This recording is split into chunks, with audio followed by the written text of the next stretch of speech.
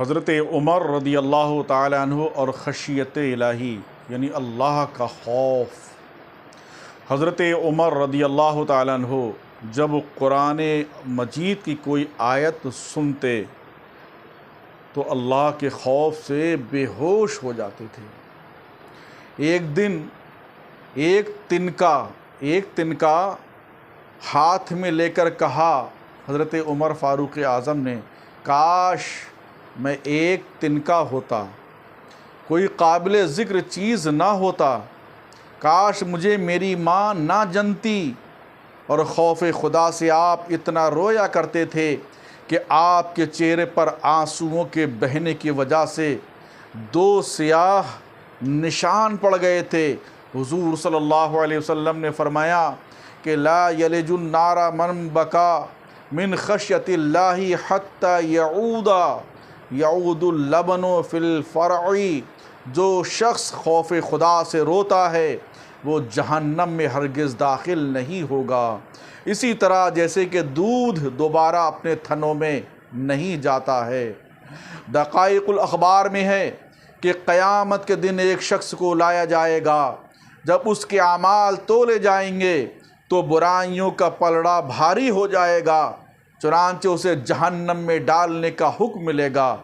اس وقت اس کے پلکوں کا ایک بال اللہ کی بارگاہ میں عرض کرے گا، اے رب ذوالجلال، تیرے رسول صلی اللہ علیہ وسلم نے فرمایا تھا جو اللہ تعالیٰ کے خوف سے روتا ہے اللہ تعالیٰ اس پر جہنم کی آگ حرام کر دیتا ہے، اور میں تیرے خوف سے رویا تھا اللہ تعالیٰ کا دریائے رحمت جوش میں آئے گا اور اس شخص کو ایک اشکبار بال کے بدلے جہنم سے بچا لیا جائے گا۔ سبحان اللہ۔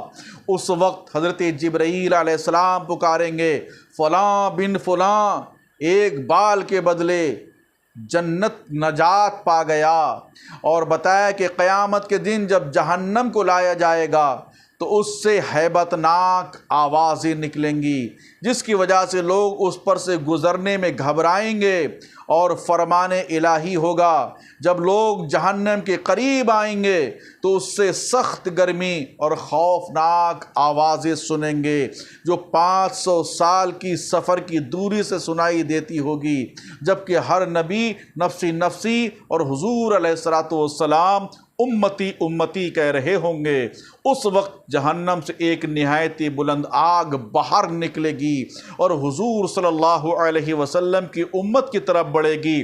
آپ کی امت اس کے مدافعت میں کہے گی، اے آگ، تجھے نمازیوں، صدقہ دینے والوں، روزہ داروں اور خوف خدا رکھنے والوں کا واسطہ، واپس چلی جا، مگر آگ برابر بڑھتی چلی جائے گی۔ تب حضرت جبرائیل علیہ السلام یہ کہتے ہوئے کہ جہنم کی آگ امت مصطفیٰ صلی اللہ علیہ وسلم کی طرف بڑھ رہی ہے، آپ کی خدمت میں پانی کا ایک پیالہ پیش کریں گے اور عرض کریں گے، اللہ کے نبی، اس سے آگ پر چھینٹا مار دیجئے۔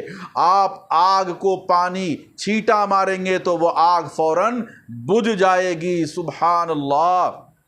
اس وقت آپ صلی اللہ علیہ وسلم جبرائیل سے اس پانی کے متعلق پوچھیں گے، جبرائیل کہیں گے، حضور، یہ خوف خدا سے رونے والے آپ کے گنہگار امتیوں کے آنسو تھے، مجھے حکم دیا گیا کہ میں یہ پانی اور آپ کی خدمت پہ پیش کروں اور آپ اس سے جہنم کی آگ کو بجھا دیں۔ میرے بھائیوں، دنیا میں ہنسنا تو ہے، لوگ ہنستے تو بہت ہیں، مگر کبھی کبھی تنہائی میں بیٹھ کر اللہ کے خوف سے کبھی رو لیا کرو، کبھی اپنی آنکھوں میں آنسو لایا کرو کہ اللہ کی خوف سے ہماری آنکھوں میں آنسو آ رہے ہیں۔ یہ ایک آنسو، ایک قطرہ جو تمہاری آنکھوں سے نکلے گا، یہی نہ جانے تمہارے لیے آخرت میں تمہارے لیے نجات کا ذریعہ بن جائے۔ میں نے بتایا کہ یہ پلکوں کے بال اگر ایک بھی بھیگ گیا آنسو سے، یہی کل قیامت کے دن یہی بال خدا کی کی بارگاہ میں کہے گا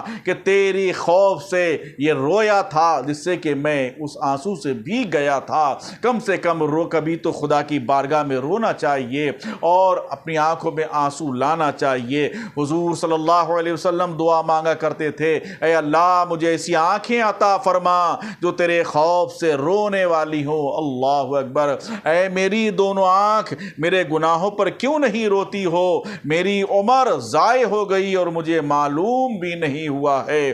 حدیث شریف میں ہے کہ کوئی ایسا بندہ مومن نہیں جس کی آنکھوں سے خوف خدا سے مکی کے پر کے برابر آنسو بہے اور اس کی گرمی اس کے چہرے پر پہنچے اور اسے کبھی جہنم کی آگ چھو لے۔ جناب محمد بن المنذر رحمۃ اللہ علیہ جب خوف خدا سے روتے تو اپنی داڑھی اور چہرے پر آنسو ملا کرتے تھے اور کہتے تھے کہ جس حصے پر آنسو لگ جائیں گے اسے جہنم کی آگ کبھی نہیں چھوئے گی۔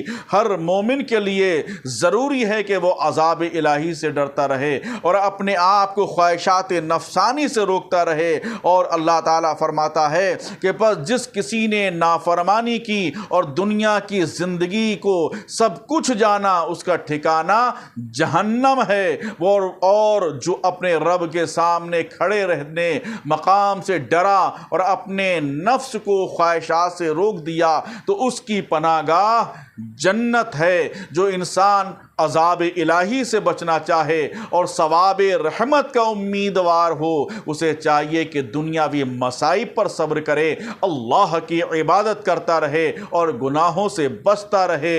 اور حدیث پاک میں ہے کہ جب جنتی جنت میں داخل ہوں گے اور فرشتے ان کے سامنے طرح طرح کی نعمتیں پیش کریں گے، ان کے لیے فرش بچھائیں گے اور ان کے لیے ممبر رکھے جائیں گے اور انہیں مختلف قسم کے کھانے اور پھل پیش کیے جائیں گے، اس وقت جنتی حیران بیٹھے ہوں گے۔ اللہ تعالیٰ فرمائے گا، اے میرے بندو حیران کیوں ہو، یہ بہشت ہے، اور حیران کیوں ہو، یہ بہشت جائے حیرت نہیں ہے۔ اس وقت مومن عرض کریں گے، بار الہ تو نے ایک وعدہ کیا تھا جس کا وقت آ پہنچا ہے۔ تب فرشتوں کو حکم الہی ہوگا کہ ان کے چہروں سے پردے اٹھا لو۔ فرشتے عرض کریں گے، یہ تیرا دیدار کیسے کریں گے حالانکہ یہ گنہگار تھے؟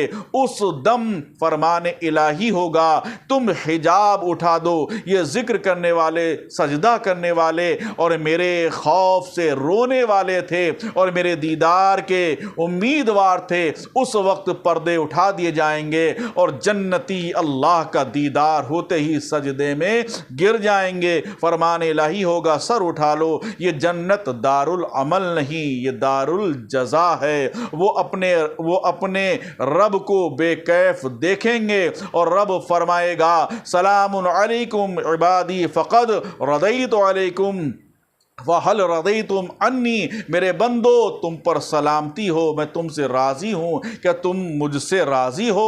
جنتی عرض کریں گے، اے ہمارے رب ہم کیسے راضی نہیں ہوں گے حالانکہ تو نے ہمیں وہ نعمتیں دیں جنہیں نہ کسی آنکھ نے دیکھا، نہ کسی کان نے سنا ہے اور نہ ہی کسی دل میں ان کا تصور گزرا۔ اور یہی اس فرمان الہی کا مقصود ہے کہ اللہ ان سے راضی ہوا اور وہ اللہ سے راضی ہوئے، اور سلام قولا من رب الرحیم، اور یہی بات پوری ہوئی۔ اسی لیے اللہ کا خوف اپنے سینے میں رکھو، آنکھوں میں آنسو لاؤ، خوف خدا سے خوب رو، جتنا رو لوگے کہ یہی آنسو تمہارے کل نجات کا ذریعہ بن جائیں گے۔ رب قدیر کی بارگاہ میں دعا ہے کہ مولا تبارک و تعالی ہمیں وہ آنکھیں عطا فرما جو تیرے خوف سے رونے والی ہوں، ہمیں وہ دل عطا فرما جو تیرے خوف سے ہمارا دل گناہ کرتے وقت تھر تھرانے لگے، ہماری آنکھوں میں آنسو آنے لگیں۔ اے زنا کرنے والوں، اے جھوٹ بولنے والوں، اب آپ اس درس سے عبرت حاصل کیجئے۔ خاص کر میں اپنے نوجوان بھائیوں سے کہنا چاہتا ہوں کہ تم ان غلط کاریوں سے توبہ کر لو سچے دل سے۔ توبہ کا دروازہ اب بھی کھلا ہوا ہے، اگر تم سچے دل سے توبہ کر لو گے تو اللہ تمہارے گناہوں کو معاف فرمائے گا۔ یہ دل ایک دریا کی طرح ہے، جس طرف بھی اس دل کو لے کر چلو گے یہ دل ادھری کو ہی چلنے لگے گا۔ گناہوں کی طرف لے کر چلو گے تو ادھری چل دے گا، اگر نیکیوں کی طرف لے کر آؤ گے تو تمہیں یہ نیکیوں کی طرف لے کر چلے گا۔ خدا کی بارگاہ مقدس پناہ میں دعا ہے کہ رب قدیر ہمیں اور آپ کو سب کو صحیح طریقے سے عمل کرنے کی توفیق رفیق عطا فرمائے۔